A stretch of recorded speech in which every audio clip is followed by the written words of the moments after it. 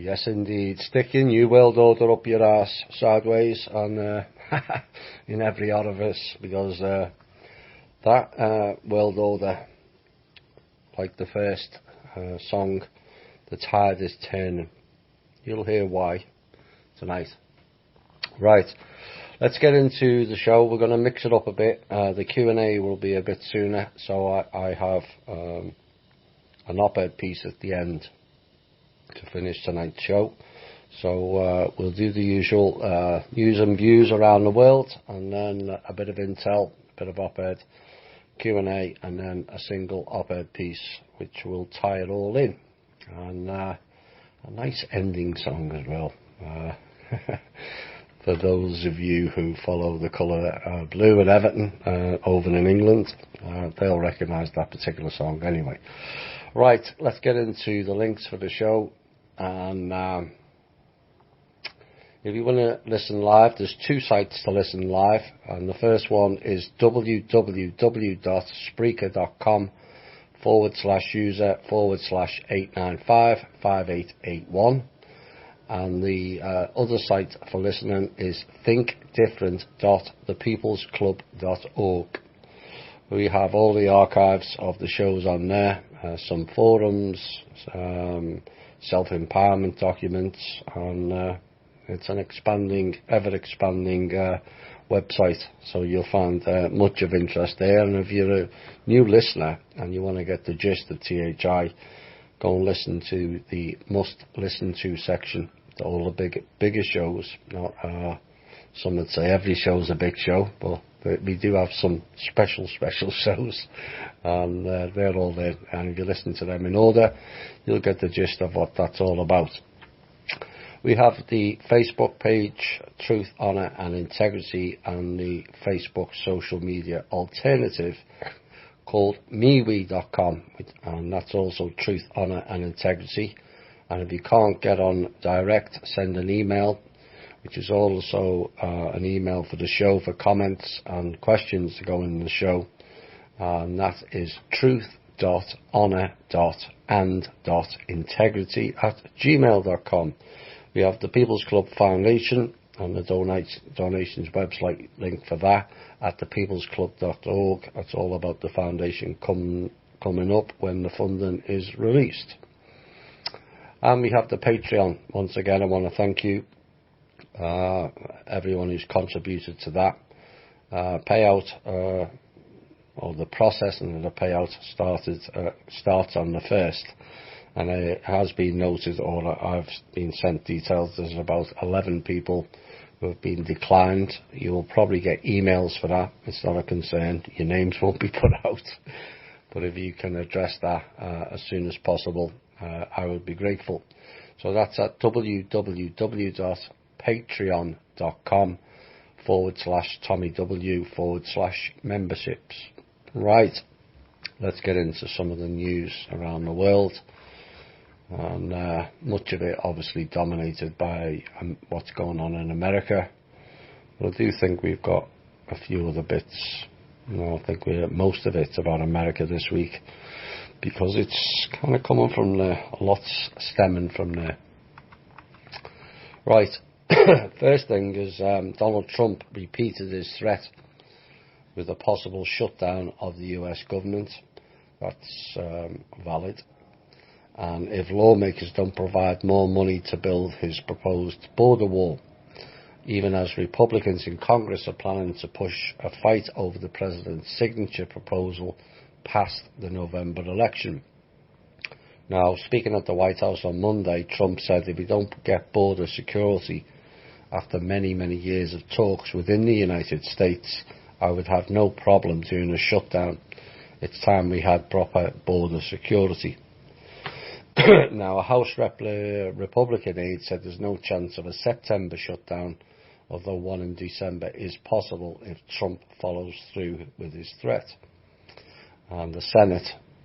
So, a bit of a breakdown on that. Yes, we know the trust fund on the wall, but there's other issues surrounding the funding, which has got to come from government.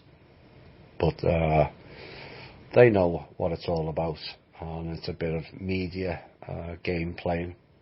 But yes, I know we've told members that the trust will pay for the wall, and they will. But there's other funding issues that need to be addressed that are being blocked in lengthy documents and all the other nonsense that they go through. Now, what may be of interest is the Senate this week cancelled most of its August recess. That's kind of unprecedented, as I understand it.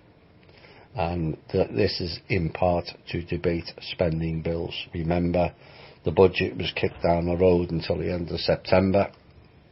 There'll be a lot of to and fro between now and that particular date. And then a lot of to and fro between then and the election date. But don't be surprised if Trump goes ahead with the government shutdown. We will get warning of it, but we'll see. Now, veteran journalist Bob Woodward is working on a book that will detail the inner workings of the Trump White House, set for release, no surprise, just before November's midterm elections. This is another hit piece book. And it's kind of the way things are going. And the book, called Fear Trump in the White House, is set to be released initially on September 11th. That's not a surprise either. And according to the book's pre-order page, the book reveals in unprecedented detail the harrowing life inside President Donald Trump's White House and precisely how he makes decisions on major foreign and domestic policies. Yes, he's not making them in the old way, where they allowed the deep state and others to trample all over us. That's the difference. And the cover depicts a close-up of Trump's face cast in a red filter. And Woodward's account is based on hundreds of hours of interviews with first-hand sources, meeting notes, personal diaries, files and documents. Funny, I don't recall them doing one with Obama after less than 18 months writing a book, or Bush Jr. or Clinton. This is all part of let's shut down Trump. It won't work. Leslie Moonves, according to who's the CEO of CBS Corporation, will remain in place while accusations of sexual misconduct against the Hollywood kingpin are being investigated by an outside counsel. CBS Corporation announced yesterday that its board of directors is in process of selecting outside counsel to conduct an independent investigation, and until then, no other action was taken on this matter on today's board meeting, so Mr. Moonves stays in CBS. Now, the board meeting previously scheduled to discuss CBS's up-and-coming earnings, which is collapsing, like all the others, had been forced to redirect its attention after Moonves was accused of forcibly touching and kissing women during business meetings. Ronan Farrow chronicled the allegations in his latest report on Hollywood sexual misconduct for the New Yorker. That's going to expand and expand. The number of people involved in that type of behaviour will boggle the mind. Now, President Trump again, people say there's not a lot going on, but we mentioned last week about the Fed. Here's another one. Read between the lines. But Trump has become personally involved in plotting a new FBI headquarters in downtown DC. An interest that for now has left the project in limbo and the agency stranded in a building that no longer suits its needs, according to officials and people who are familiar with the administration's deliberations. Now, for years, the FBI officials have raised alarms that the poor conditions at his current headquarters, which is the J. Edgar Hoover building, constitute serious security concerns. That's a laugh.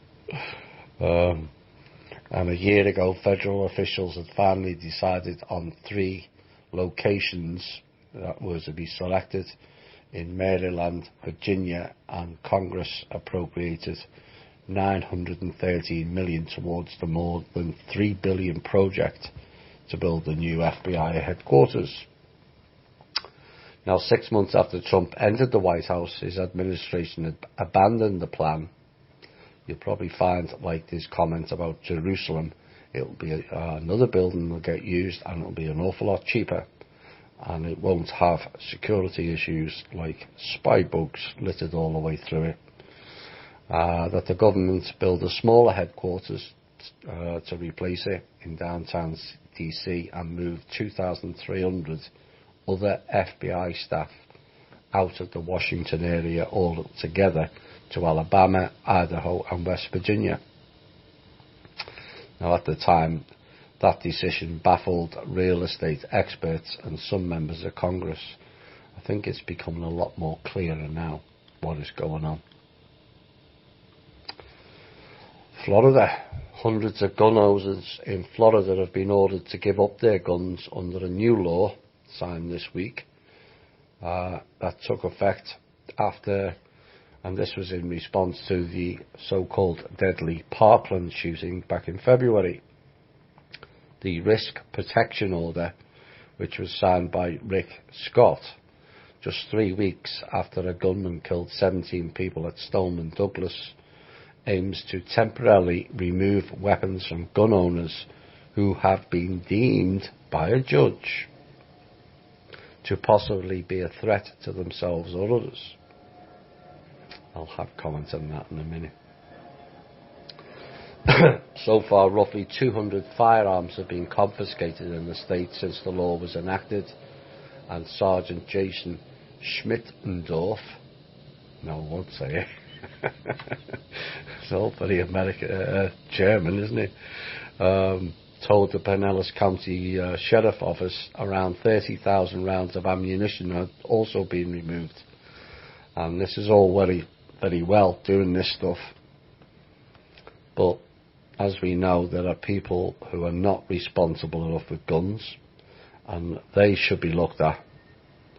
But, and a big but, with the corrupt judges and the corrupt system, could this not be seen as being more designed to remove guns off people who are responsible, who just choose to not believe in their system? This is almost like the Patriot Act, where we're protecting your safety. No, they're not. They're protecting their own. Now, I'm sure I speak for all when I say we don't trust they will enact that order in the right way, and neither should we, given their track record. But I would like to ask Rick Scott, is he applying that law to the cops? If not, then why not? Given 60% of cops have committed domestic abuse in the past 12 months. 60%. Or the fact that many cops are just shooting people without due cause. Now, these types of laws have to be and should apply to all people, not just who they select as a problem to the system.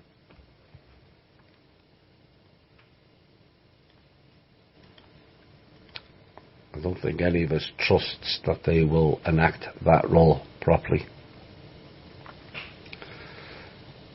The bipartisan leaders of the Senate Judiciary Committee asked federal investigators on Monday to examine further allegations of sexual, physical and emotional abuse of immigrants held at government detention facilities, saying that the mistreatment may have been occurring since 2014 or even earlier. So they're not just accusing since Trump's come in. Now, with Mr. Trump already under fire for separating thousands of migrant children from their detained parents, The request for an investigation by Senator Chuck Grassley and, go figure, Dianne Feinstein elevated yet another issue to the administration's list of immigration problems, and these allegations of abuse are extremely disturbing and must be addressed, said Grassley and Feinstein. Well, why didn't he ask about them being addressed before Trump came in office? It was an epidemic, absolute epidemic. The reason they're separated is because most of them don't have parents.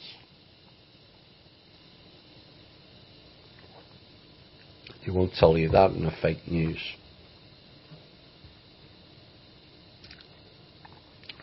New research from an international team of physicists has revealed that the Great Pyramid of Giza, no surprise this news because you've heard it on THI before, may be able to focus electromagnetic energy through its hidden chambers and under its base.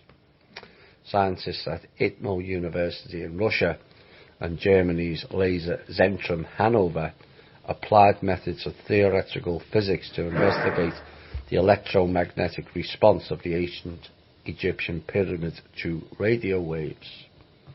And their calculations predicted that in a resonant state, the pyramid could concentrate electromagnetic energy in its internal chambers as well as under its base, where the third unfinished chamber is located. They are energy machines, not tombs. There's never been a single body pulled out of those pyramids ever. There we go, our old friend Maxine Waters. She who opens her mouth too much is likely to have something rammed right back down it. And here goes. She's now in the hot seat over the way she raises money and the money she paid to her daughter. Go figure. Waters raises money by charging other California Democrats big bucks to be listed on the sample ballot of candidates she supports that she sends out with her mail pieces. And over the past 14 years, her campaign committee, Citizens for Waters, has spent about $750,000 with Waters' daughter, Karen Waters, or her daughter's PR firm, Progressive Connections. Oops. As a result, the National Legal and Policy Centre has filed a complaint with the Federal Election Commission asking for a full audit of the Citizens for Waters campaign, and a second complaint that focuses on how Waters raises and spends the money is also in the works. Tom Anderson, the director of the group's Government Integrity Project, that's a laugh at Maxine Waters. What Waters does, Anderson said, is collect the money from other politicians far in excess of the campaign fund raising limit to be listed among those candidates that she supports. Lamb to the slaughter, Maxine, lamb to the slaughter. You've been thrown out like a mug and you're going to get exposed badly.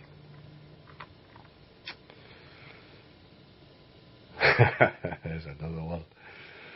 Of course, we all know why this story is now breaking. For those of you who listen and take notes, or go and see the transcripts of the shows that are being posted on the Patreon. But Antonio Guterres, the UN General Secretary, has warned that the organisation is facing unprecedented shortage of funding. Oh my. I wonder where that went.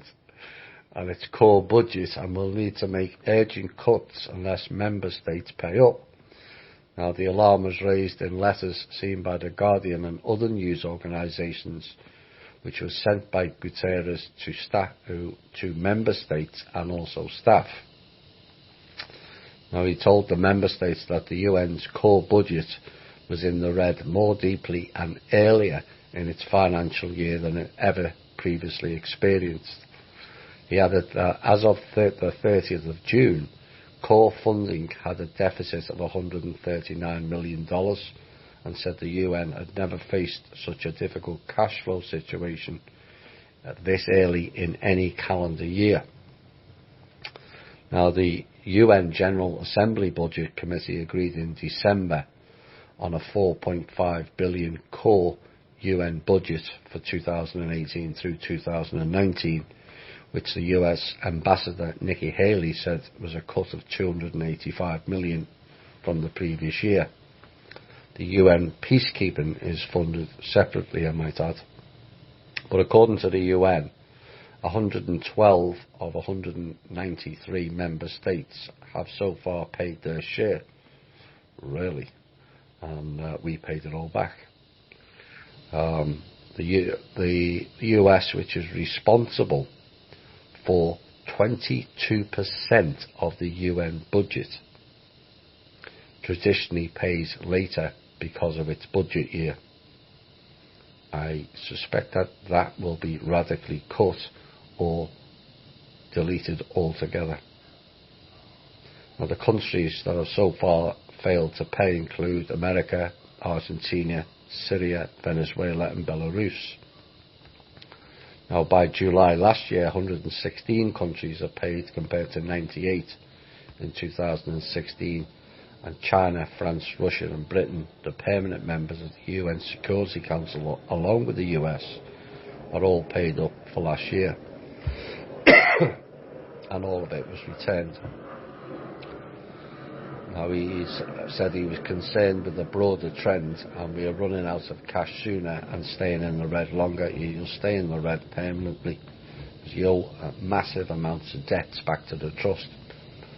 And in essence, the UN is defunct. They're just giving the illusion it's still going. A bit like the Fed, really. Now, we've highlighted the country of Zimbabwe a few times, including its president or the Prime Minister, whichever it is in that country, telling the UN and the IMF where to go.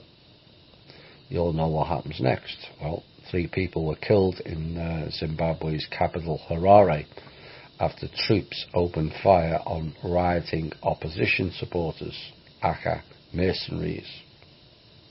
And the government says the army was deployed in central Harare to help police restore order, and the opposition MDC alliance condemned the crackdown, saying it was a reminder of the dark days of Robert Mugabe's rule, and alleges that the governing ZANU-PF party had rigged Monday's elections. All sounds so familiar. What will we do for time? Okay.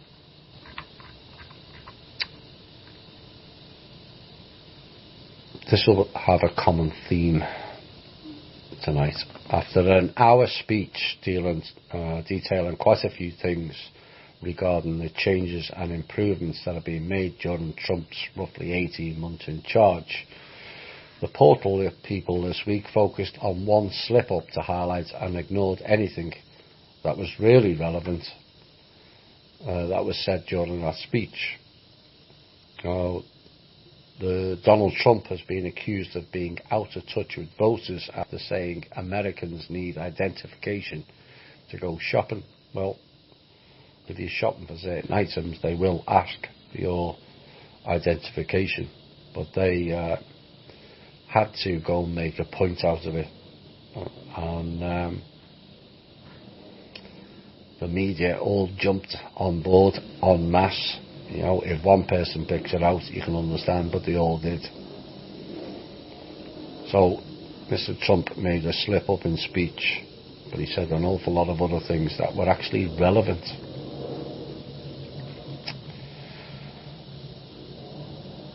The media again you have to ask, where is the media outrage over this story, given that they all focused on Trump making a minor faux pas on the identification for shopping.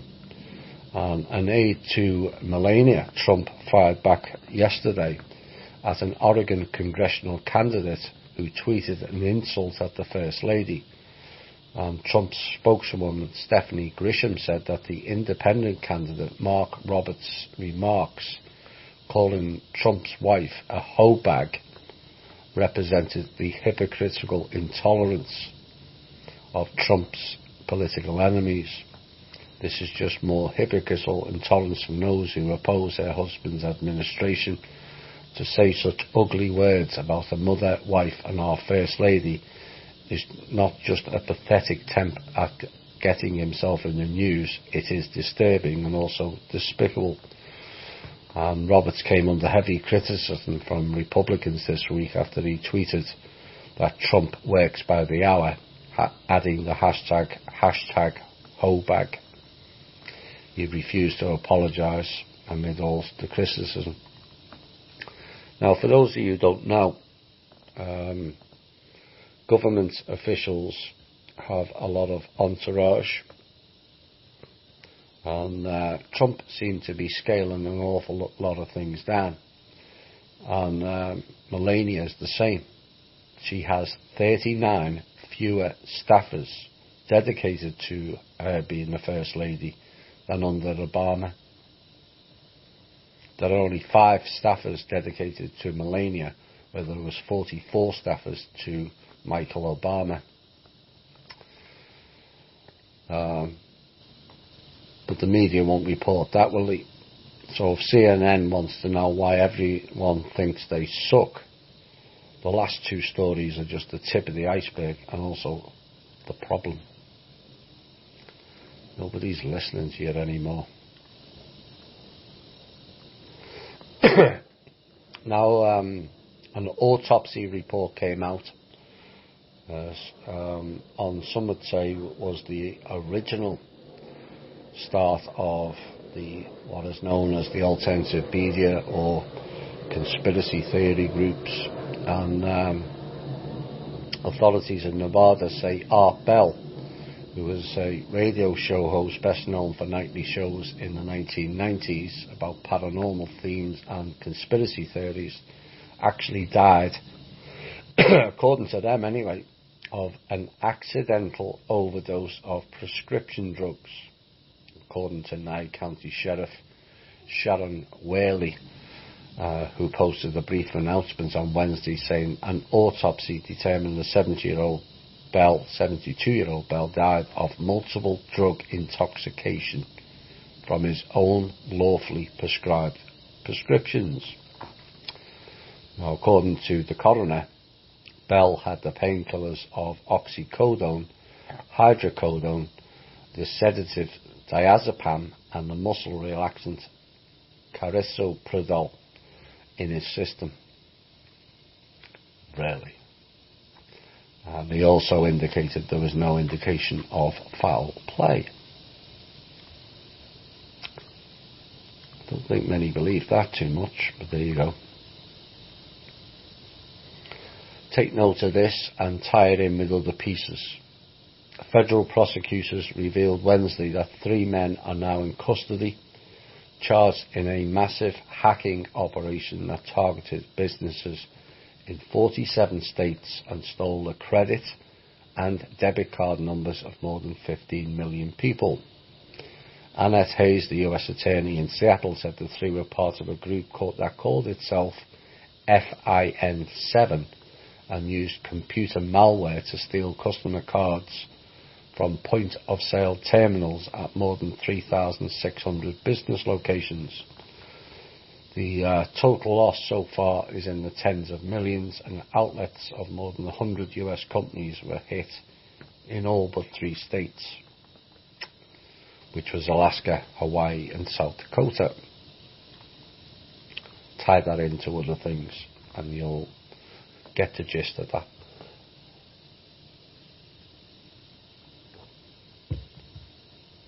Wells the Fargo's next. Another fine. They have agreed to pay $2.09 billion in penalty charges to settle claims related to mortgage loans originated in the run-up to the financial crisis. Now, the civil fine is for alleged origination and sale of residential mortgage loans that the lender knew contained misstated income information and did not meet the quality that Wells Fargo allegedly represented. This was according to the US Department of Justice, which said today's agreement holds Wells Fargo responsible for originating and selling tens of thousands of loans that were packaged into securities and subsequently defaulted. Oops. We'll have more on Wells Fargo later.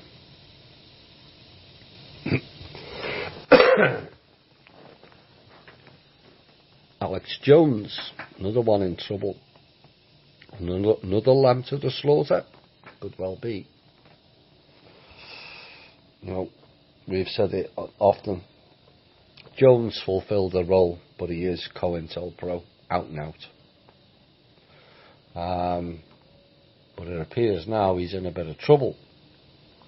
And in an Austin court yesterday, the struggle of the Sandy Hook families to hold to account Alex Jones will reach a crossroads. Lawyers for Noah Posner's parents will seek to convince a Texas judge that they, and by extension the families of 8 other victims in the 2012 shooting that allegedly killed 20 first graders and 6 adults, have a valid defamation claim against Alex Jones, who has been, according to the court's documents, spreading false claims that the shooting was an elaborate hoax. I tend to agree with him. The Posner hearing is a bellwether in 3 cases, including another in Texas and one in Connecticut, that have been filed by relatives of 9 Sandy Hook victims, and it comes as the social media platform Mr. Jones relies upon, according to them, to spread incendiary claims, this will initiate efforts to curb him. And the day after Posner case in the same courthouse is a hearing in a separate defamation case against Mr. Jones, which was brought by Marcel Fontaine, who falsely identified on InfoWars website as the gunman in the Parkland, Florida shooting. Mr. Fontaine, who lives in Massachusetts, has never visited Florida, and the Posner family and Mr. Fontaine are being represented by the same lawyer, and that firm is based in Houston. That could get interesting, that court case. Theresa May has risked the fury of Brexiteers. I did warn about this when I was back in CV. They would backtrack, and she is, because she doesn't have any say in the matter, by announcing plans to keep the UK under EU laws for a further 21 months now. The 1972 European Communities Act will not be fully repealed until the end of the planned transition period at the end of 2020, rather than on exit day next year. And Dominic Raab, the Brexit Secretary, told MPs the move was necessary to ensure the statute book functions properly. Really? In accordance with the agreement we have made with the EU. Stall. It won't work eventually. Sarah Huckabee Sanders has refused to break with the President and says she does not think the news media is the enemy of the American people. Very diplomatic of her. Sanders was pressed on today by Clinton News Network correspondent Jim Acosta during a White House briefing, and in what became quite a heated exchange, Sanders listed a litany of complaints against the press and blamed the media for inflaming tensions in the country. Hear, hear. And the exchange came hours after the president's eldest daughter and advisor, Ivanka Trump, said in an interview that she does not view the news media as the enemy of the people, which is breaking with her father. And Acosta later walked out of the briefing in protest. Well, you'll have to start spouting the truth then, won't you? Instead of drivel. I'll have more on them later. Like I said, the media portal people will be a common theme tonight. Two more pieces before we have a music break.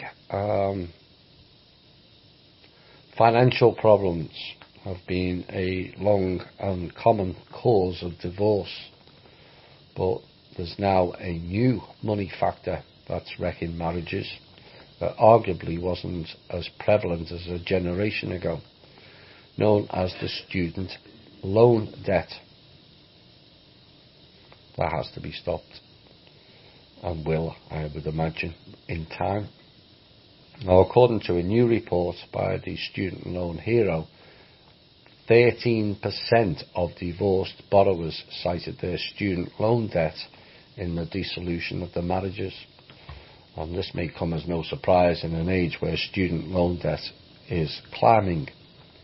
More than 44 million Americans are saddled with student loan debt, contributing to a whopping national total of $1.5 trillion. To learn dribble. Not only has the percentage of students taking out student loans increased over the past decade, but so too has the amount of money that they've been borrowing. And according to the report, the class of 2017 graduated with an average of $39,400 in student loan debt. $39,400 for worthless pieces of paper. Really. Sorry if that upsets some. If you think the current, as they call it, education programme has value, I don't. Go and have a look at a Wisconsin paper. It's on the internet somewhere, 1888, and tell me if our education, which means training of animals, by the way. Education means training of animals, is anywhere near the levels that kids of 13 years of age when they left school then. Now they're staying to 18 and no less than a 13-year-old over 100 years ago.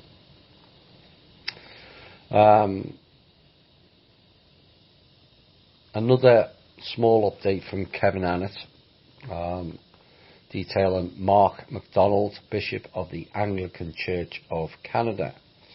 And Kevin said Mark MacDonald is a member of the criminal Ninth Circle pedophile cult and is a suspect in the disappearance of children in the United States, Canada and also Europe. He is wanted for questioning by international police agencies, and a bench warrant has been issued for his immediate arrest. MacDonald is considered dangerous and a threat to the safety of children and the welfare of the community, and all people are required to assist in his identification and arrest by duly authorised common law sheriffs.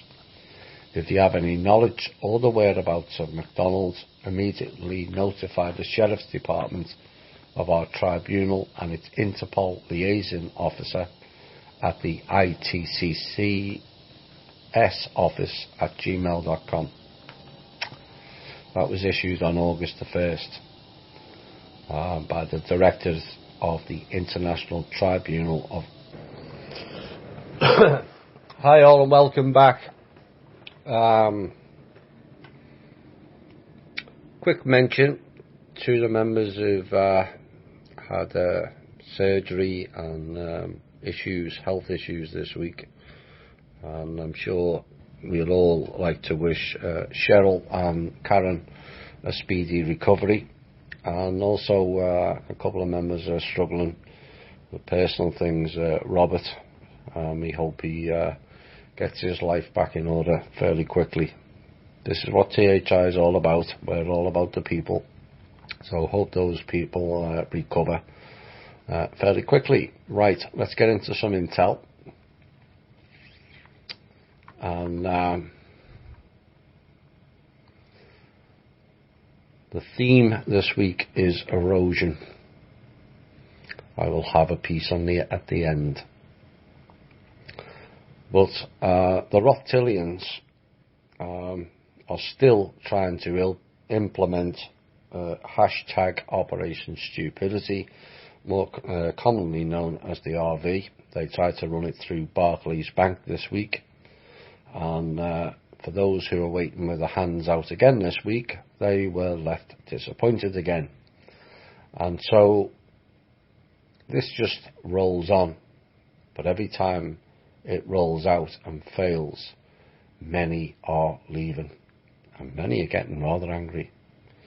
So much so that there was a Federal Reserve Board meeting, a special one arranged, and we received the details of what went on in that place. And the Fed meeting was with the Rothschildians again, and so they decided they would like to roll out even more desperate measures by the fast-fading global elites. And they were talking about using TRNs again as a new note, and also taxing heavily all the big companies who have previously paid little or no taxes. Oops. This was to take place with immediate effect. Of course, this meeting was, I think, about a week, 10 days ago. And that was designed to raise funds for tomorrow's RV attempt. Oh dear. All the money in America would not be enough to fund the RV. Just won't. These people are really stupid, and just keep swinging the illusion. But like I said, thankfully many now are seeing through that illusion. But the sheer desperation of turning on the big companies that have played a part in their global game should not be lost on anyone, least of all those companies. But it's a warning to all the faction people, all the top brass in the military and the agencies. These people will trample over anyone or anything to stay in control, including you. We will not warn you again. The deaths have continued again this week. You know it, and we know it. They will take you out or take you down. Time to step down and come and help, methinks, and quickly. 3 of Sweden's crown jewels dating back to the 17th century this week were stolen on Tuesday in a brazen daylight heist. Yeah, right. Now what this is part of an ongoing insurance scam, which we've been mentioning a few times in shows recently now. And the reason being is the banks have no money. Period. So now they're looting insurance companies, and the Rothschildians are talking about taxing heavily all the big companies. Eventually they will run out of everything to loot. It's eroding away. Another one in serious trouble, which will amuse most. Clinton News Network is now in even more serious financial trouble. So much so now they are unable to pay their electricity bills. Oops. Now with ratings plummeting, which in turn means less companies advertising, which means less revenue, which means they go bankrupt. Hooray, says most of us. We are considering approaching CNN when they are at a tipping point.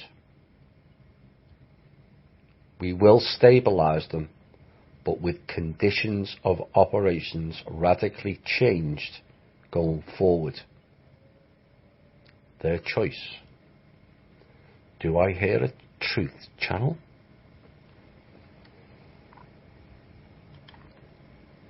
A top of the bill major boxing match, which is due shortly, will be cancelled. The excuse will be one of the fighters is taking steroids. That's bullshit. The real truth is Wells de Fargo has stolen all of the upfront funds for that particular boxing event. All gone. Now again, that may disappoint some, but it also shows the levels of desperation to stay in the game. Because that money won't last long either. Yet again exposing, yet again eroding. The Dallas Cowboys, they're the next in line, have also had all of their bank accounts emptied by Bank of America and currently have no funds to pay the players or the staff. Again, it's not pleasant. Again, it's desperation. And again, it's an erosion of what's taken place. Because those funds won't last long either. And slowly but surely, they're taking funds off their own people. Well, in fact, it's not even slowly anymore. This is why the Queen of England is no longer supporting them or helping them. They took all her wealth as well. These people don't care. Doesn't matter if you're royalty, head of Exxon Mobil or general with 5 stars. They'll trample on all of you. It's game over. The IMF and rogue elements of the UN, because the real UN has already gone, are still threatening various countries around the world, mainly the smaller ones, demanding fees and that debts are payable. The reality is these countries owe the UN and the IMF nothing. In fact, both of those organisations owe massive amounts of debt to the trust. You see, what they were doing is they were loaning funds to countries which were actually dividends from the trust, not debts. Dividends, monies that were supposed to go to the countries, not debt loans. And it's time for the countries around those who are being threatened. You know who you are, which countries you are. All the countries that are around the countries that are being threatened, it's time to join together. It won't take much to push them over. They haven't got much left. They certainly can't afford armies. The mercenaries are no longer playing their game anymore because they're still sitting there with fistful of dinars with no chance of ever being paid out. It's time for those countries to join forces and remove UN and the IMF off their soil altogether. And also issue directives should they try to threaten them again. Like I said, they'll soon stop because they have no leverage or clout anymore to do anything. A world banking crisis is bubbling due to what this show has stated for many years now. There is no new money left. None. And basically what they've got now is the same funds that have been swirling around like a hamster wheel and giving the illusion that there is. The fact that they're emptying people's accounts and boxing event accounts tells you there's nothing left.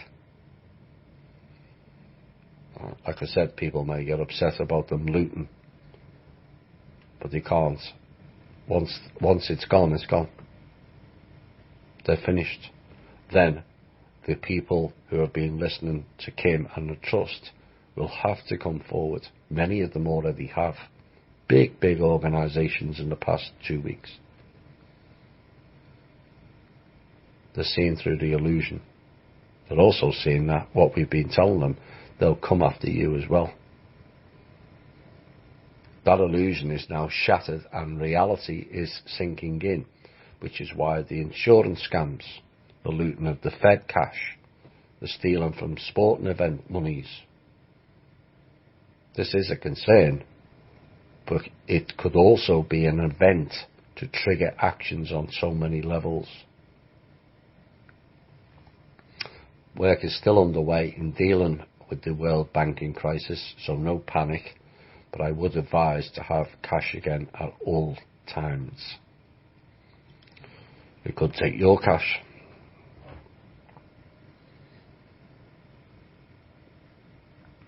Now, it appears some in the NYPD may have got our message, and an unknown NYPD person came out and put 4 stills pictures of Hillary in an underground basement with children. They were all removed very, very quickly. Now, one of them was Hillary with a child, a girl looked at roughly 9 to 11, dressed in a hooded robe, with Hillary holding what looked like a cattle prod. Another with a 2 to 3 year old child with some kind of brace on its head, with a tube coming out of the back of its neck going into canisters. Another one of the pictures of tubes and canisters with fluid in, and another one with 2 scientists analysing and inspecting the tubes and the canisters. For those that don't know, that fluid is endocrine.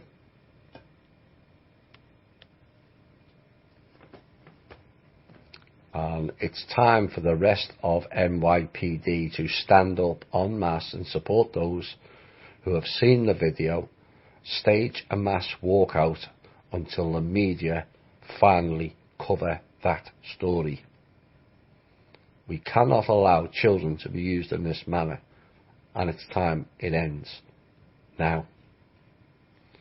We're grateful to that person who came forward with the pictures, but the rest of his colleagues need to support them en masse. And if they're going to fire them, the whole NYPD should walk out. It won't last long.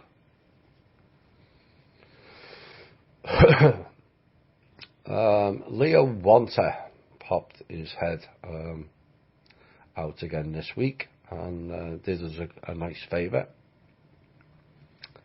He, with Tom Hennigan, discusses that President Trump and Treasury Secretary Stephen Mnuchin have ordered for Leo Wonter to be paid, but it's now being blocked by somebody in the office comptroller of the currency, a woman named Kim. Really? Apparently she's blaming the USSR for why she's not doing as ordered, according to Mr. Wonter. But there is no USSR anymore, Mr. Wonter. I wonder why.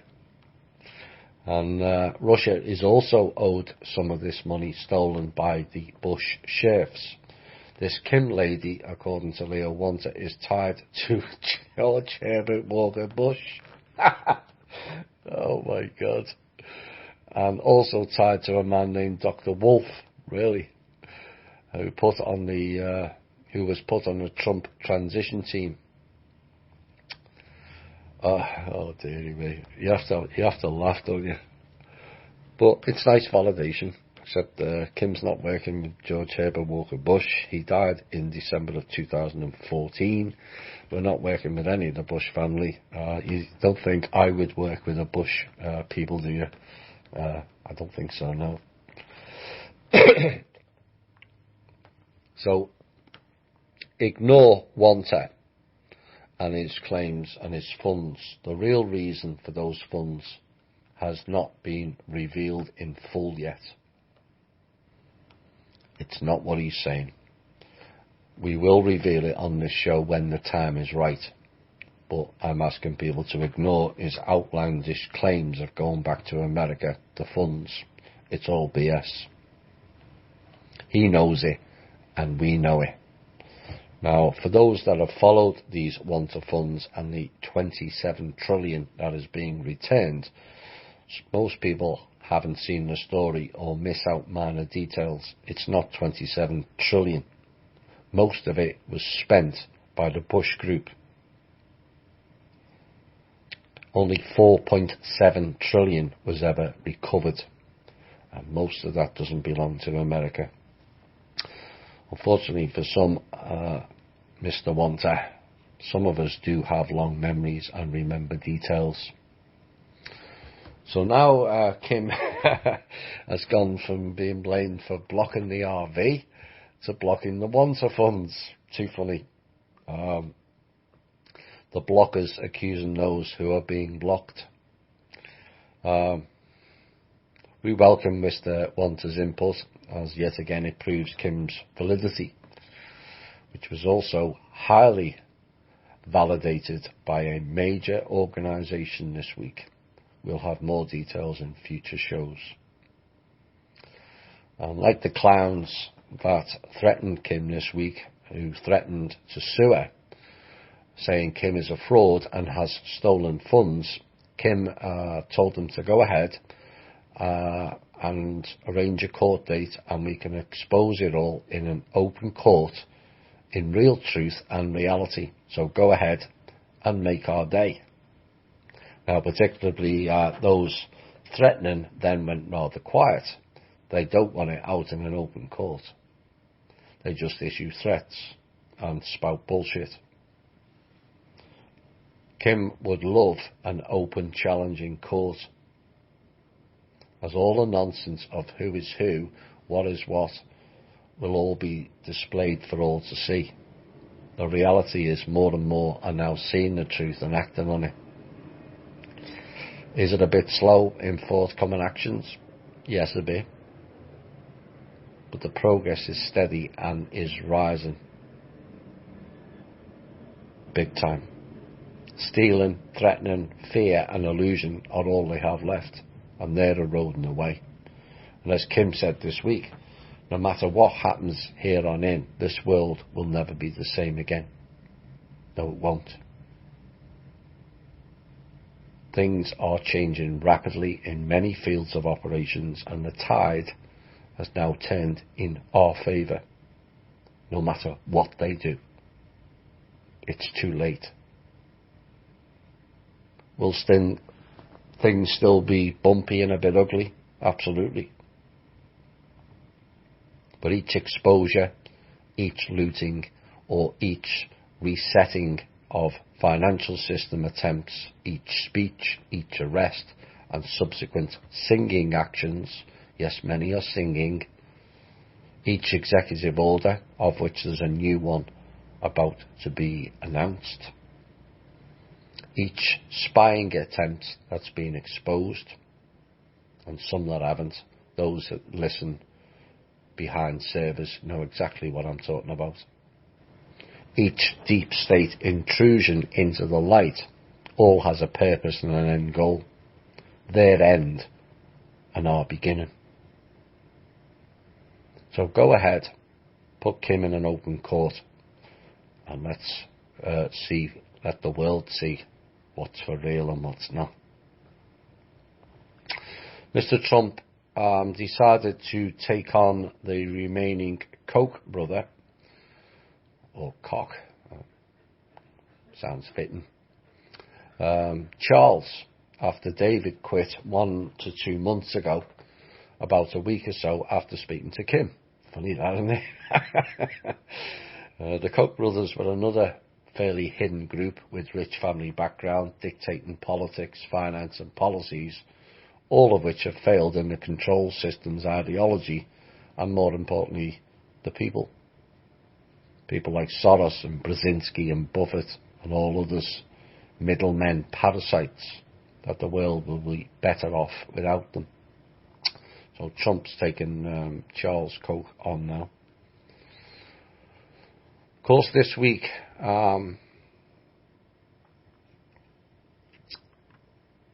has some of the world, anyway, most of America and some of the world have now heard about the Q movement. Now, this is a good thing regardless of whether it's legit or not. Actually, it would be rather funny if it was an agency program, as it's backfired spectacularly in that case. But what it has done is got people thinking and researching for themselves now, and providing good details in many cases.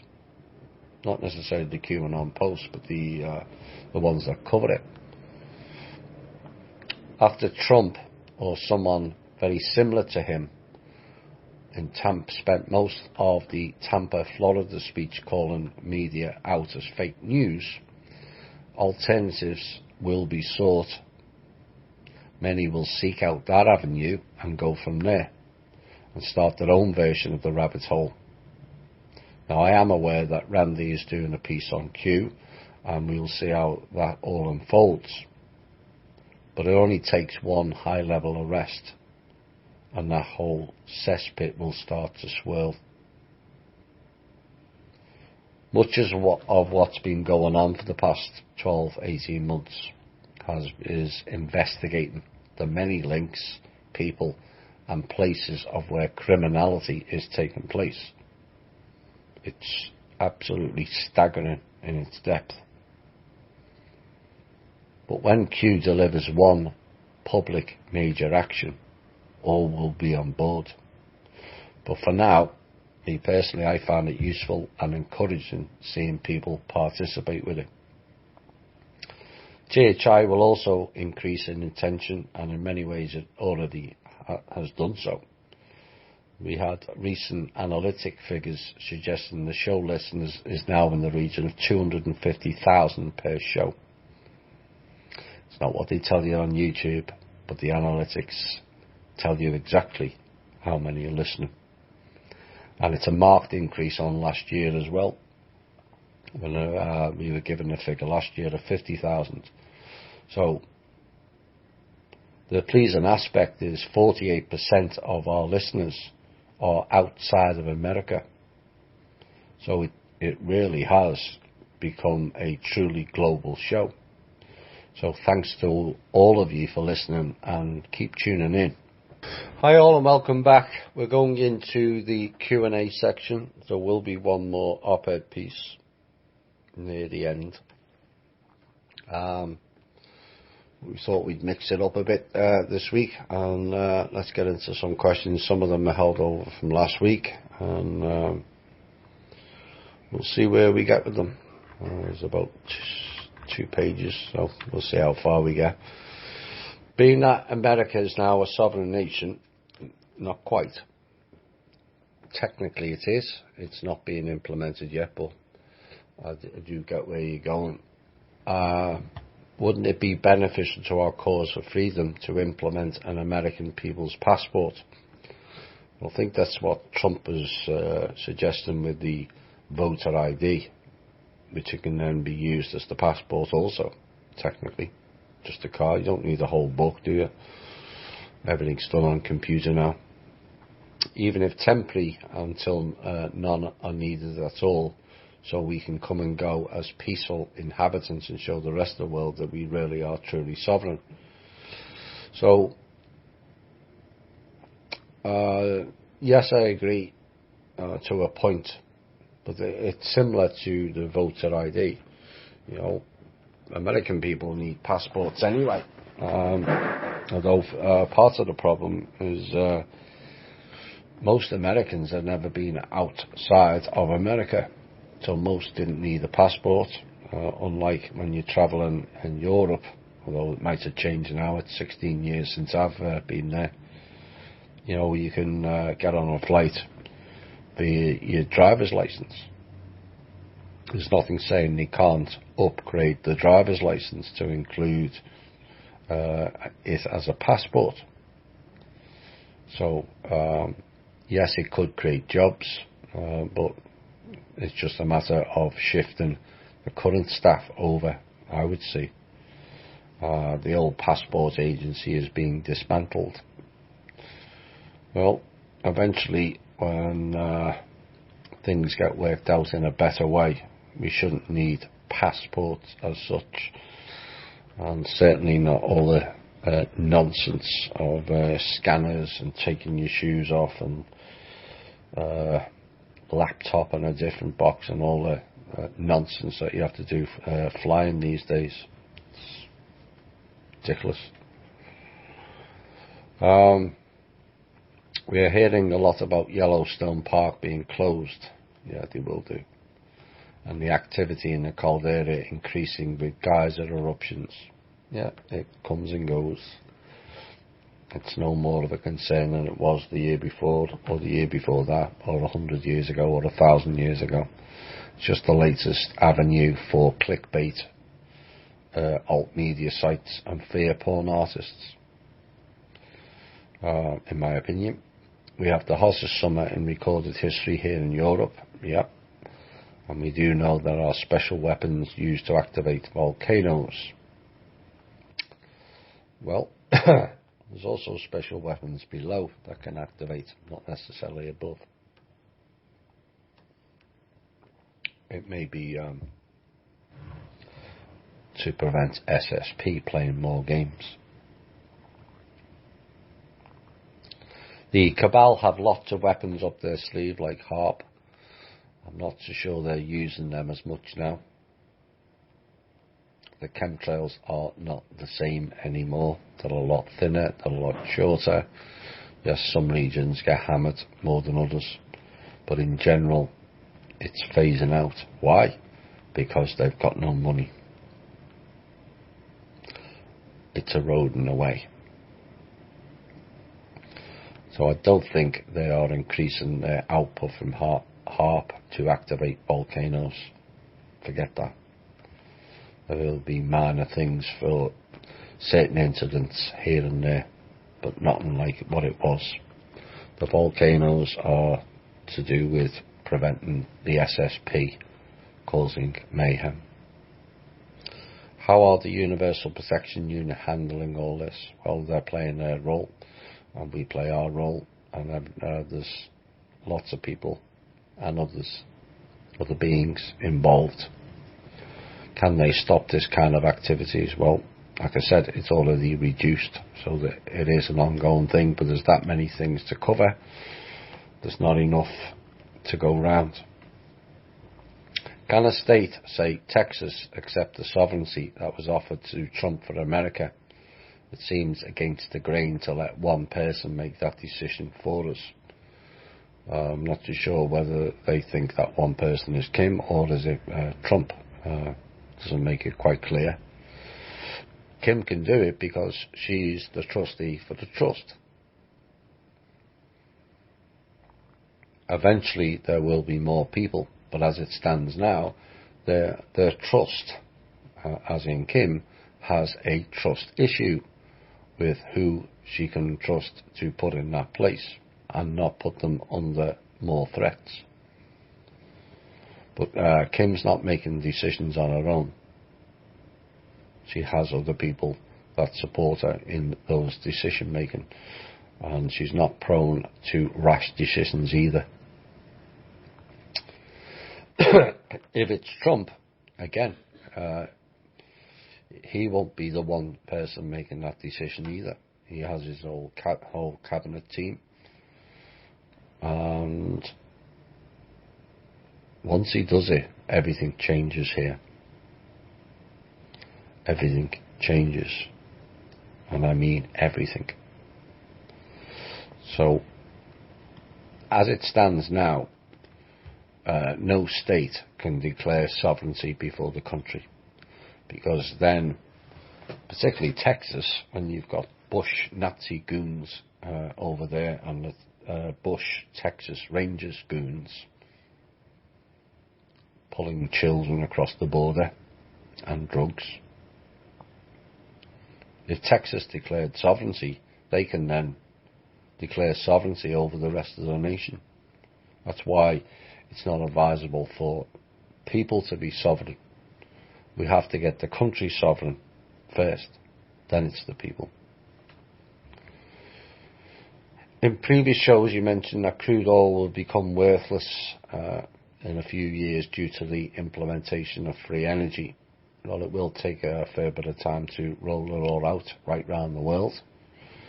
The questioner says, in my opinion, it will not only be crude oil but also natural gas, coal and nuclear energy. Yes, as certain things are phased in, it will phase out all those four former energies and particularly the first one to be phased out should be nuclear. We have people who can go into those sites and clean up and leave no residual mess.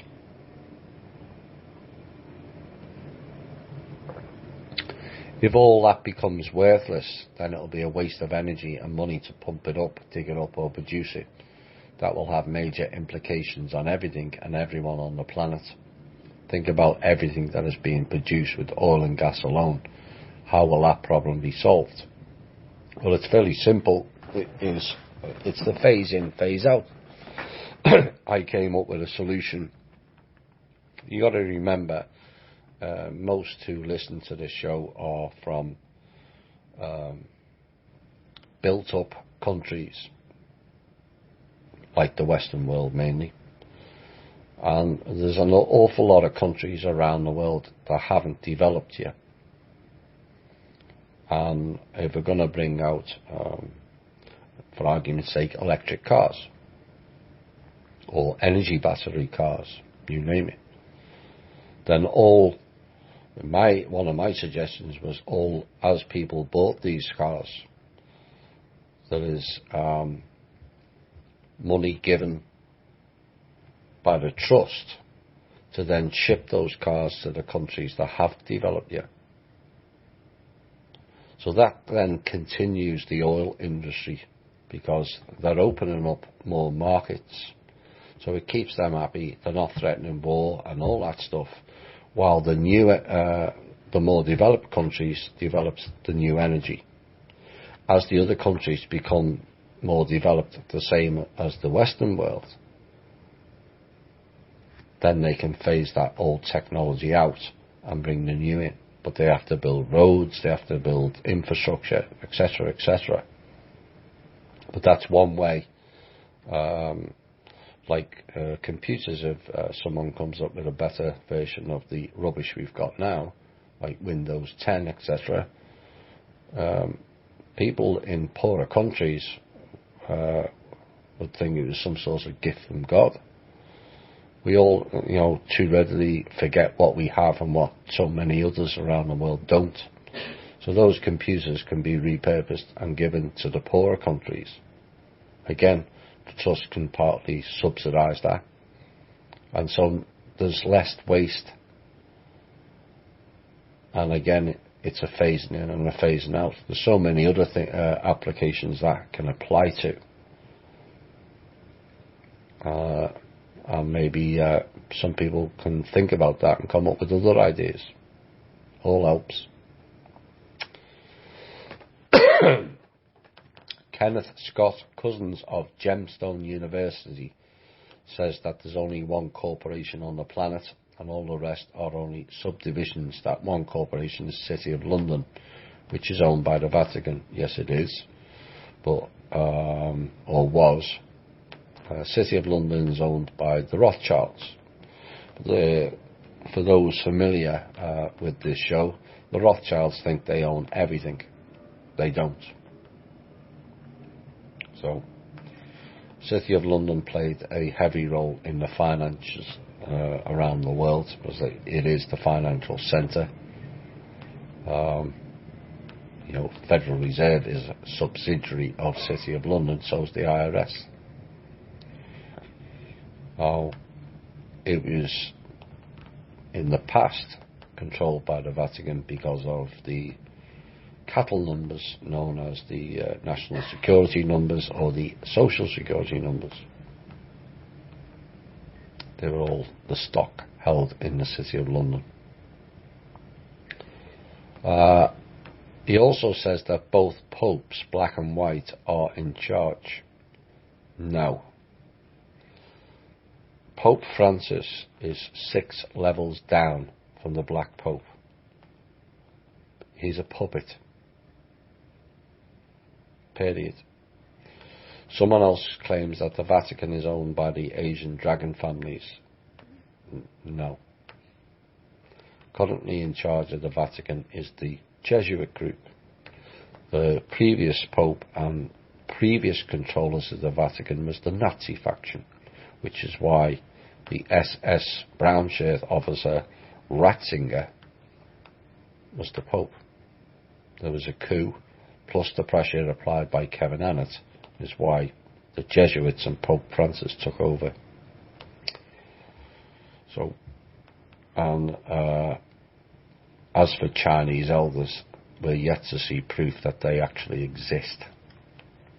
When someone comes up with a name and we arrange a call with them, then I'll believe they actually exist. Currently, I think it's an illusion.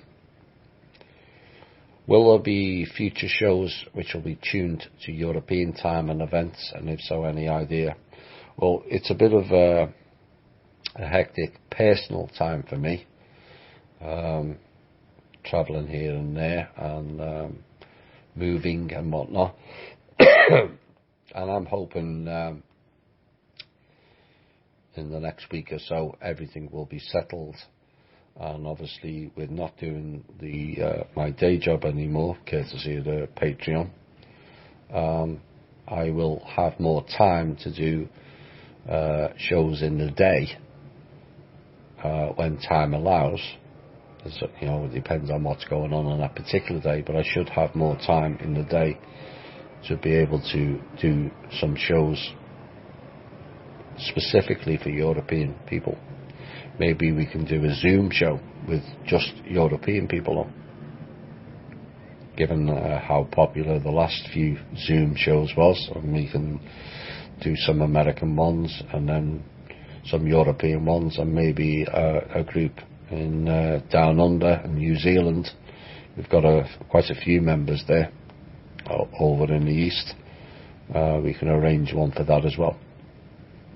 So we can all get together, for those of you who are in Europe, in the group, and come up with how many, some numbers, and we'll see what we can put on.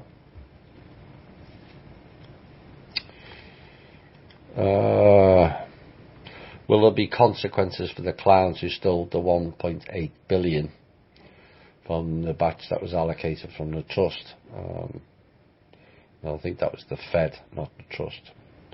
And well, I know it was the Fed. And is there a good chance, slim chance, or no chance that the money will be returned in addition to those fools being punished? Well, the fact that Trump's now going after the Fed tells you there was consequences for that money. 1.8 billion is a lot to us, and I get that. In the real world of high finance, control systems and factions and government and all the fun and games, 1.8 billion is like a small shop in the corner store in value. It doesn't go far. They wanted substantial funds to be lifted out and empty the whole system, which would have bankrupted the whole country. You know, we allowed it to go to a certain point. We were watching it. It then gave us where it was all going. Then it gets transferred to people who one day, we hope, will actually act upon it. It appears those days of not acting on it are close to ending.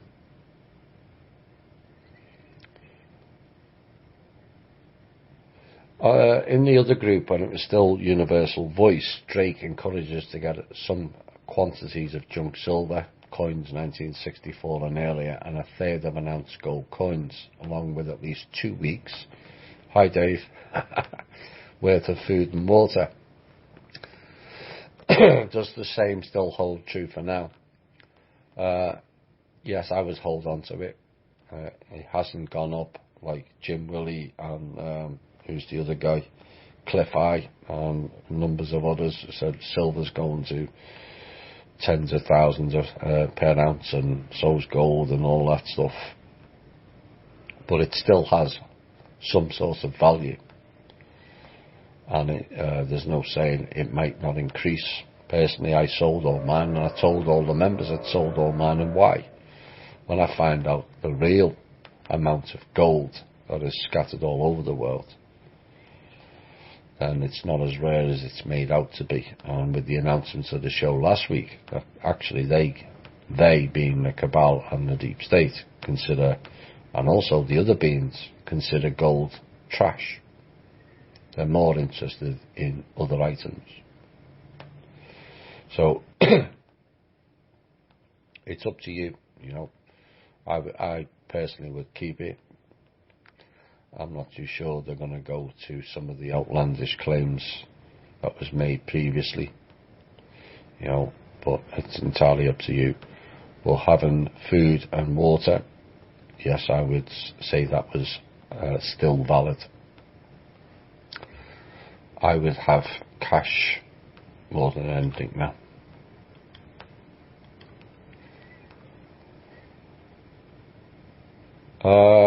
From the moment when the time is right to release the funds to the people, what are your expectations will happen to the house prices around the world? What will the house prices be? Will it be very cheap for the benefits of everyone, so everyone on the planet will have a home? Well, one of the things that I put forward is obviously some people will gain and some people will lose. You're never going to please all of the people all of the time. But the most important thing out of it all is that everyone has the ability to have a home and a roof over their head. That has to be a priority going forward. Now, one of the suggestions I came up with, it's not new, it's kind of rehashed, it's been mentioned before, but perhaps it will get looked at, is that the house prices are based on build costs plus 10%. And yes, I can hear some people going, but I paid 300 and 400,000 for my home. Yes, you did. We all did. But if we're going to move forward, we can't carry on paying $300,000 and $400,000 for homes, or even 200,000. It's creating the haves and have-nots. We have to introduce these tiny homes and small homes and all that. And of course, we've also got the 3D printer homes. The Chinese are building 10 homes completed per day with a 3D printer. Well, they're not going to cost much to buy. So the likes of them can provide people with low income with homes, which no one in 10 years time or even 5 years time, or hopefully even less, should be living on the street ever. And if it requires a radical change where your house price goes from 400 to 150, so be it. Some people won't agree with it. I do get that. But this is about us all getting by, not the few. There may be some sort of a way of compensation in other ways. Maybe those ones don't pay taxes for the property taxes for a number of years who have lost heavily on it. But the ones that will lose heavily on it most are the elite people. So, something to think about.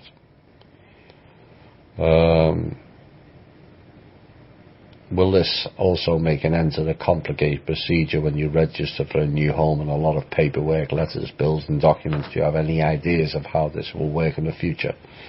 Well, that will all have to be thrashed out, but you'll have to come up with some solution. And the first one is getting people off the streets and then getting people out of rented homes and into their own homes. After that, there's a lot of decisions, but that's the most important. What will become of the local public transport besides the global high-speed bullet train in the future? Will the local public transportation like buses, trams and metros between cities and villages be improved as well to bring people somewhere in an even shorter period of time than the current situation? I would imagine those and then you can have lines that go off it. But the priority is to get the train going, and then everything stems off it, doesn't it? Who or what is Julian Assange? CIA, PSYOP? It could be a bit of both. But what he has done, like QAnon, and like some others, even Alex Jones, he's exposed some elements. Some would say he's exposed many elements. But there's still a debate behind the scenes of who Julian Assange is working for, and the same applies to Edward Snowden. But either way, some of their narrative has exposed deeper levels of the problem. So at this point, whilst it may have been important to get the right answer, CIA or the PSYOP, or working for the people, maybe 3 or 4 years ago, at this point now, it's pretty irrelevant. The point is Julian Assange and Edward Snowden and QAnon and many others, like I said, even Alex Jones, has exposed elements of it that's tipped the tide too far the wrong way for the control system. They can't handle it anymore.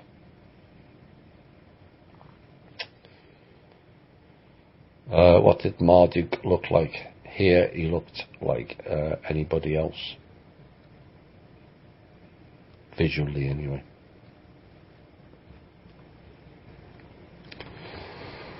About transgenderism, who or what is behind it? What is the ultimate goal, and why did he do that?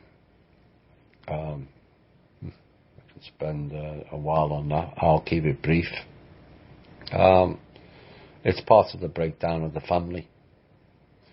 It's something that's gone on for many hundreds of years. If you think transgenderism is something the last 30 or 40 years, you go and look at some of the so-called queens and the so-called kings back in the 16 and 1700s. Queen Victoria, or was it King Victoria? Time will tell. So they've been doing that sort of illusion of male and female for a long time. It's just become a lot more in your face now. Michelle or Michael, Christine Lagarde, Theresa May. You could sit here for a while and mention all kinds of different names. But it's all about illusion. Now, for the real people who have a transgender issue, of which there are a few, this is a spillover from the previous lifetime or previous lifetimes that they're having genuine issues with. They've come in with memories of being an opposite sex. And it generally happens when they're very, very young. They have memories when they're young. They're the real ones who should have corrective surgery, should they desire it, when they reach a certain age. As for the rest who get into a certain age, evidence would suggest they have some sort of a psychological issue where they may not want to admit that they are gay, for instance. So they will change sex, so they'll be with that person. It all sounds very bizarre, but psychological issues can do that to people. But the whole gist of it is breaking down the family. That's the top and bottom line. That's why there's so many single parents And then you've got the other issue. One of the most common theme of transgenderism on the internet is the term ladyboy, which is prevalent in the East, particularly in China and other Asian countries. Why is that? Because for the last number of decades, the Chinese only allowed one child. And because of their traditions, they only want a male child to keep the family name going. So the females were getting killed off left, right and centre because you're only allowed one child. Well, what happens then after a generation is there's too many men and not enough women. So it balanced out. Suddenly men were becoming women. And that's what happens when you implement certain policies. It has a knock-on effect. And that's what's happened. Why the plethora of Asian males are becoming girls. What can you tell us about BRICS? I haven't heard that in 4 years. Not a lot. They don't seem to have done anything. They were promising hell and all 4 and 5 years ago. And don't appear to be a player in anything. They may come into play later on when clowns are removed. Some of that organisation may be valuable to be reused or repurposed in a different way. But they are not associated in any way with the trust. They've never even been mentioned once in the 2.5 years I've been with Kim. Will there be any footage available of Marduk and the Dracos in future? I have no idea. Maybe. Depends on how far it goes with disclosure. Are there any countries aside from America receptive to Kim's message and actions and starting to cooperate? Many. And that's increasing more so in the past month.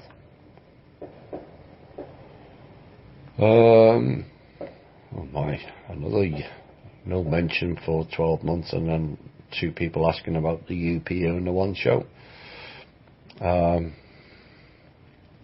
In the video, you talked with UPU and the council, and at 1:52 the media was the next thing corrected on the agenda. Why has this not been done? Well, it has. It's fallen apart. Much has been done to erode the media to basically a failed organisation. They're collapsing in on themselves. Would we like some familiar faces on the news spouting the truth? Absolutely. But I don't think that's far off either. They have nothing left. And you've got a president who spends the best part of a world speech saying fake news over there, fake news over there. He must have said it at least 20 times. You're not going to survive much after that.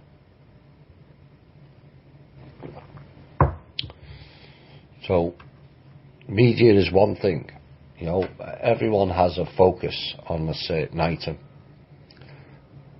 But there's 489 items that have to be corrected.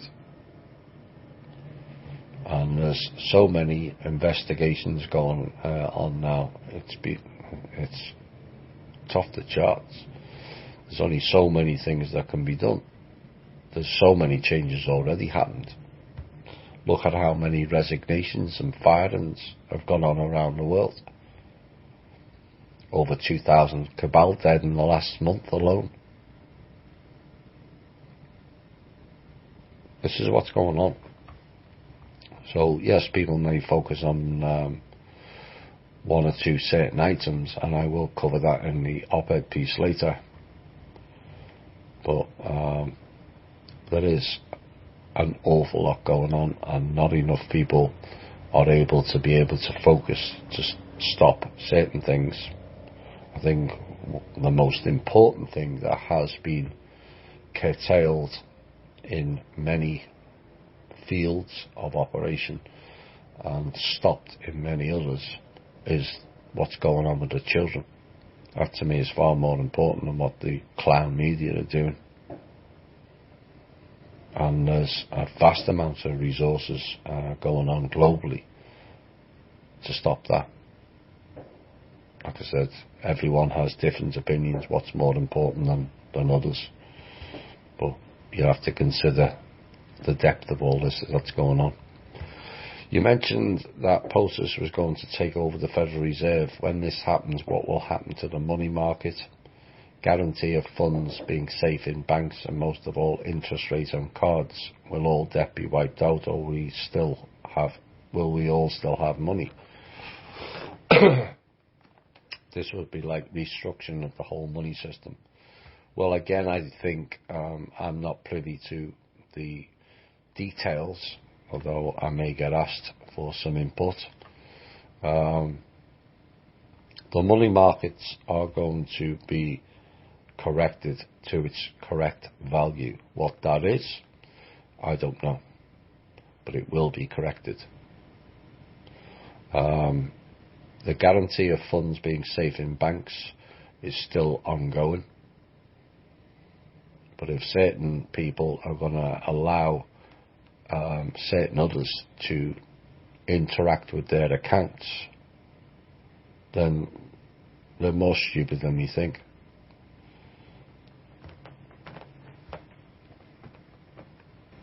I think once the Dallas Cowboy and the boxing incident breaks, then perhaps more people will start to take notice before their funds go as well. But a lot of the stealing has been prevented. Obviously, there'll be other avenues that need to be corrected as time moves forward, and we will be working on them as well. But it all takes time. Interest rates on credit cards. I would say there will be a change on that. Maybe the trust will offer credit cards at 1%. If it's 5%, it's still way cheaper than the 11 to 25% they're charging now, which should never have been allowed. Maybe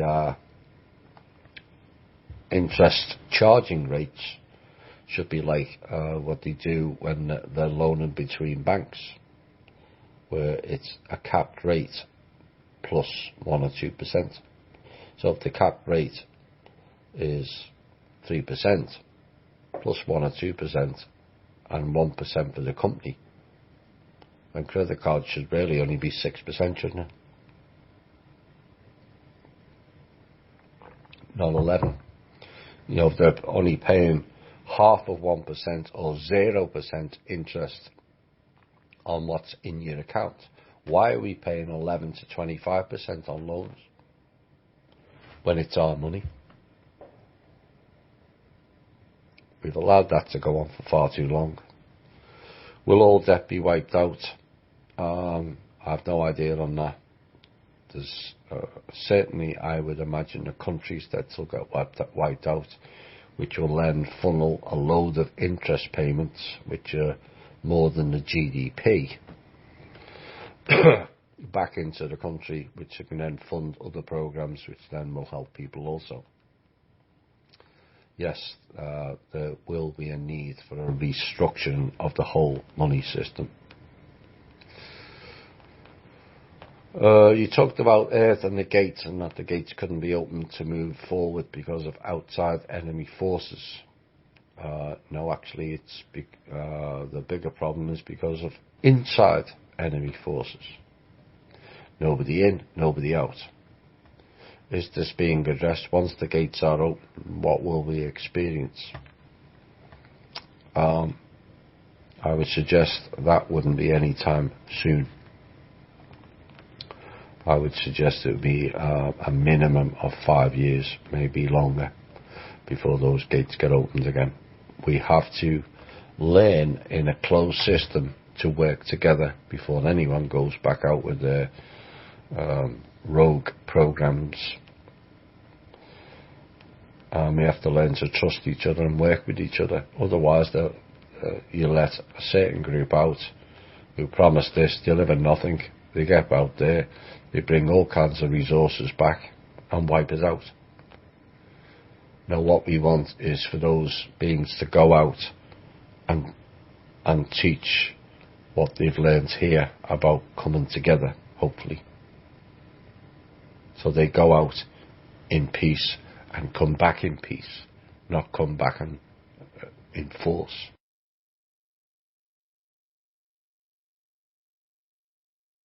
That pisses some people off, but we're thinking of the all here. We're trying to set a role model where a group of beings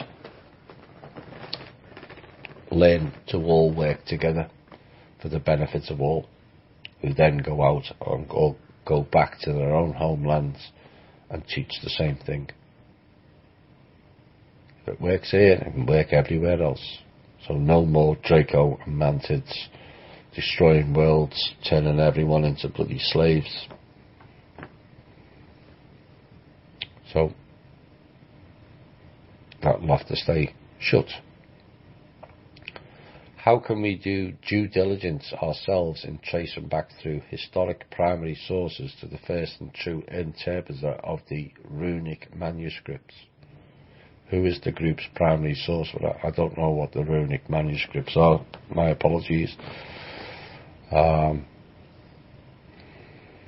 Maybe you can do a brief piece on it, but maybe it's got a different name, but I've not heard runic manuscripts.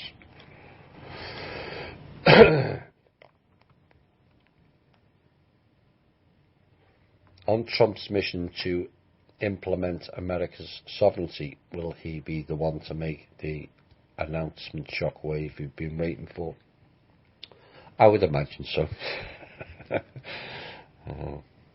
Trump likes that sort of thing. Maybe it will be announced with other familiar faces. We'll see. Will he name the true heroes who sacrificed their lives to make this all happen? That's a possibility. Are draconian physical 3D beings, or are they interdimensional? Both. And some of them in here are VI.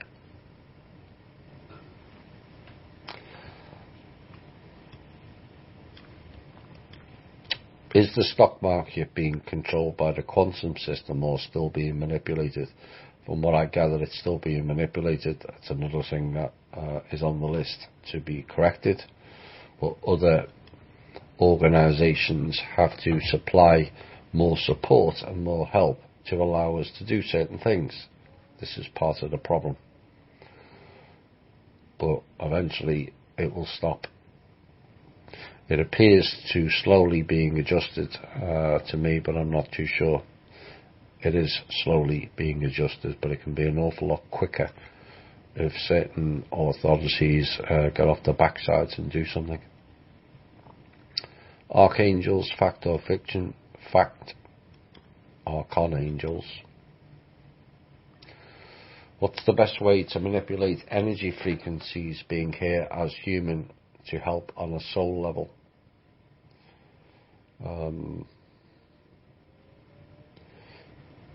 It's not something you can really teach. It's something you experience. You have to feel the frequencies to begin with. I can't just tell you there's frequencies there. You have to experience it and then collect those energies and transmute it to what is best for you, or what is best for everyone. Some people are like beacons with their frequencies. It has a wider range. If a number of those people with the higher frequencies are in close proximity, it multiplies tenfold. So you have to first learn to feel, sense and see the frequencies, which may seem off to some people, but when you do, you'll know exactly what I'm talking about. Then you bundle it up and package it in a way with a nice intent, which can be for yourself, to help you on a soul level and a 3D physical level. You can help whatever planes you exist on, or you can help the whole planet. So Dolores Cannon has a lot of info in her books that you are talking about of off-world species.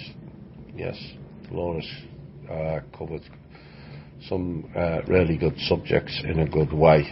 The only issue that we had with Dolores is some of her information was channeled, and we've all heard about how channeled information being largely grey and manted technology.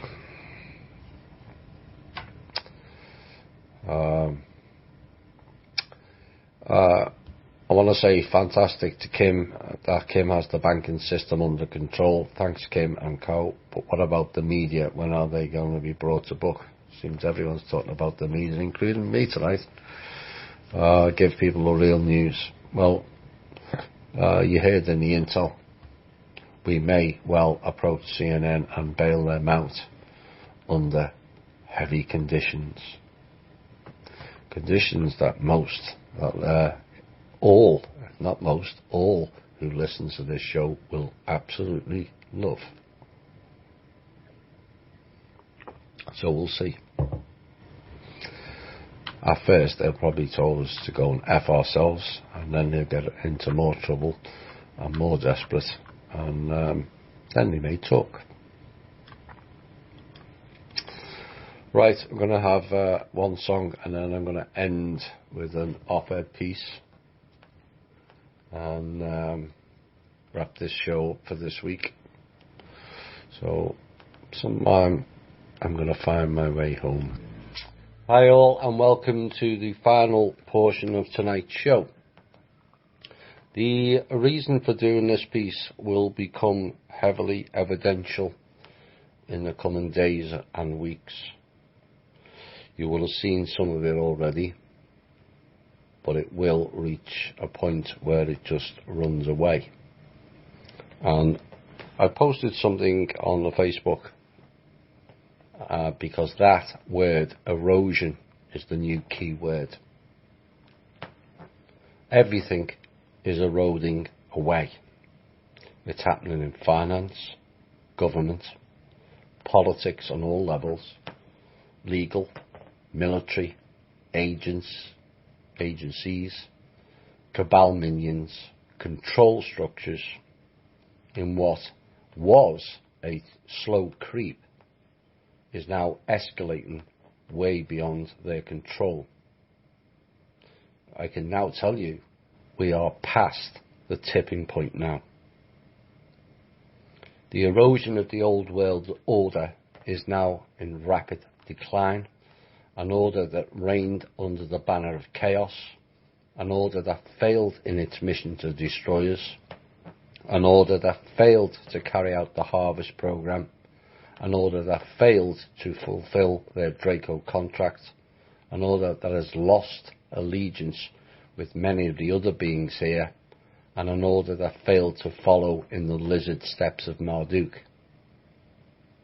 An order that failed badly in underestimating the will of the few who originally stepped up, who with no finance, little resources, and to date very little so-called authority support, that dared to take on the task of bringing down a whole system. That system that was so deeply embedded that so few have seen, and hardly anyone can grasp the enormity, complexity or depth of that system. An order that failed to break the spirit of the people, despite poisoning, drugging, mind controlling, dumbing down, endless wars, famine, abductions, and their insidious programming in all its disguises. What we are witnessing now is a total breakdown of the old way and an opportunity for us all to create a new way. Replicating what they have done will lead to the same failure. We must change all our ways of thinking. In business, no more middlemen or shareholders creaming profits off the owners and the staff. In military, the role is peace, preservation and protection, not war, death and looting. Going forward, a global military should be implemented with no one country leading, with its sole role of protecting the planet, not self-service interest people. In politics, preferably, we will have no parties playing off against each other, just one body of people running the country, for and by the people, not for and by factions, agencies, deep states or bloodline families, for and by the people of the country they represent, or they get fired. Legal people can drop the bar title of nobility and start serving real justice, not just us, and an end to the insidious courts that are ran for profit and make every person accountable for poor actions or behaviours, whether that be the public, the police, the judges, the politicians or the so-called famous people, royalty or select families. A crime is a crime. Governments working to help each other, not competing with each other. I might remind you, the land and the resources belongs to us all, not rich families or countries. Oil in North Dakota belongs as much to the people in Palestine or Serbia as it does to the people in America.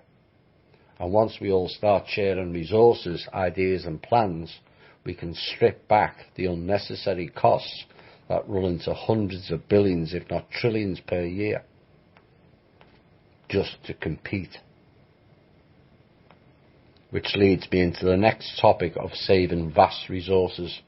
In a world where countries support each other, then that does not require the vast amounts wasted on agencies and other spy systems. They need to be stripped bare, in my opinion. Duplicate agencies all spying on each other, protecting so-called trade secrets, military secrets. You wouldn't need that if we were all working together. The remaining agencies can do the real job of routing out criminals, not protecting them and writing bullshit scripts for the portal people to read out en masse. We've had enough of that shit. Vast quantities of our money funding drug running operations that American people get zero benefits from, except poisoning and infecting our youth.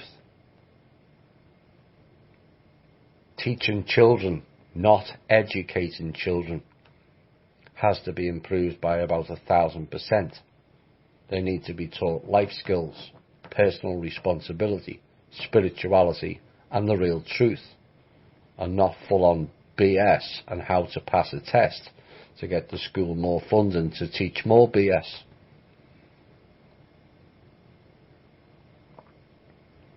No species ever thrives if their youth is not taught the proper way. These are our children,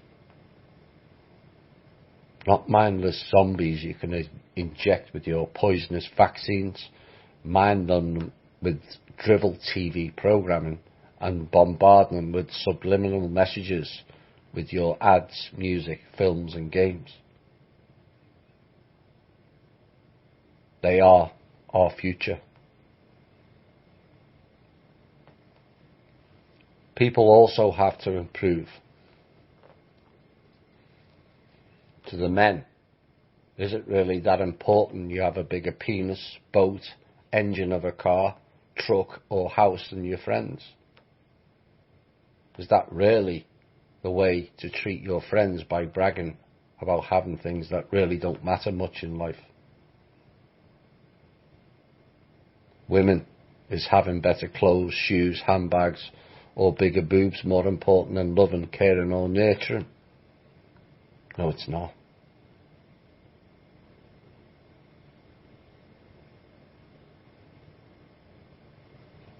You see, this world currently is all about competition. It even applies in misery.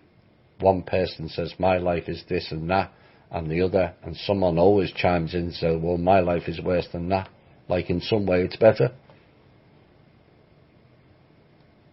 It's not good thinking. Let's change that narrative into, how about we have all had shitty lives, and yet we've all survived it, improved ourselves, and gone on to improve and help others, no matter what the circumstances. You'll never improve your life harping on about the bad aspects of life you've endured.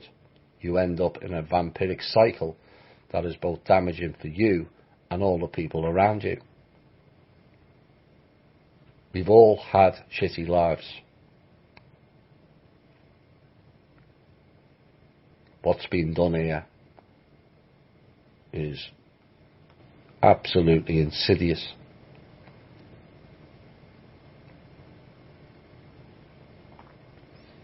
But competition in misery is one thing, competition in life is another. We cannot go on competing against each other in life, be it in business, politics, countries, colour, gender, or sexuality, and expect to thrive. All have to change their thinking to achieve that goal, and it will not happen overnight. But it does start with you. You are responsible for you to be the change. Apathy helped no one. Silence helped no one. Bigotry helped no one. Hierarchy helped no one. Violence helped no one. Competition outside of sport helped no one. Neither did the ignorance. Lacking love or compassion helped no one. I'm all right, Jack helped no one. And fear helped no one. Except all those categories we agreed upon and carried out. That helped push us to the brink of extinction for our species, and I mean right to the brink. You have no idea how close we came. Now the key is for everyone to rise up and be the change. Change is something to embrace, not fear, as the alternative is the old world order, slavery suit, and extinction. Be happy with what you have. Even the most hard-up American or European is still in the top 25 wealthiest bracket in the world. A fact often overlooked, as perspective often goes out of the window. As the next door neighbour has more, or friends have more, which is the competition and the comparative mindset, again, that has been so damaging to us all. If you don't like your life, it is your responsibility to change that life. You won't do that fearing change. Learn to embrace it. And if you change something and it doesn't work out, change again. But remember, the first change was never a failure, only a learning curve. And how you react to it dictates your forward path. Learn to trust yourselves. You seek out others when you are stuck or can't do a certain task, or when working within a group or community. Learn to love yourself for who and what you are, not what others think. Because when you live your life how you choose, and not have it dictated by overbearing wives, husbands, siblings or friends, then you are genuinely free. No one should ever live their life in fear of what others think. Think about it. Those people around you pushing you into that mode of being or operation. They're all controlling you like a puppet. Why are you allowing that to happen? If anyone close to you in life really loves you, they will allow you to be who you want to be. It's up to you to break the chains and tell them that you are loving the masked off version of me, and here on in you will see the real me. I'm entitled to be me, not an extended version of you.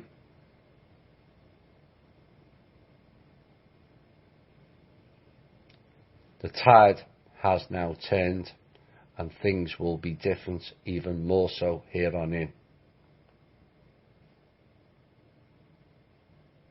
They can't turn it back.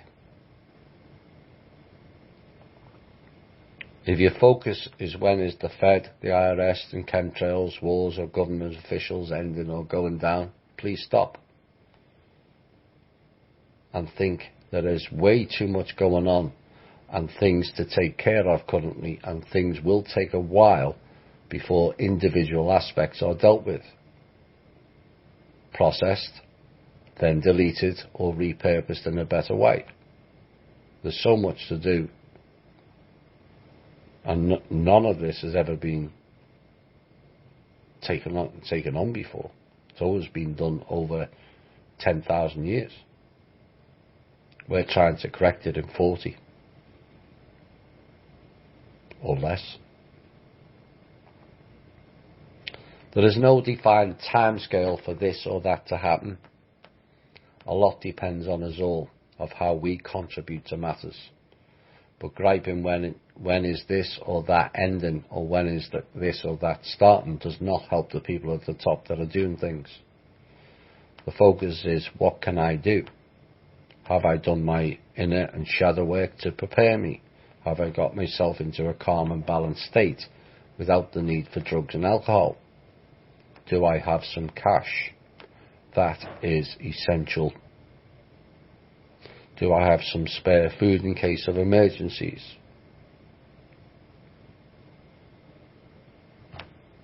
The reality is, their reign over us is ending fast. We are now on a threshold of a new beginning that will involve a lot of change. Embrace it. Change has to be your new friend going forward. It will bring new experiences and new learnings, which are the essence of life. Without that, we just stagnate. We've done that for far too long. Now's the time to grow. This has been the Truth, Honour and Integrity Show. My name is Thomas Williams. Bye for now.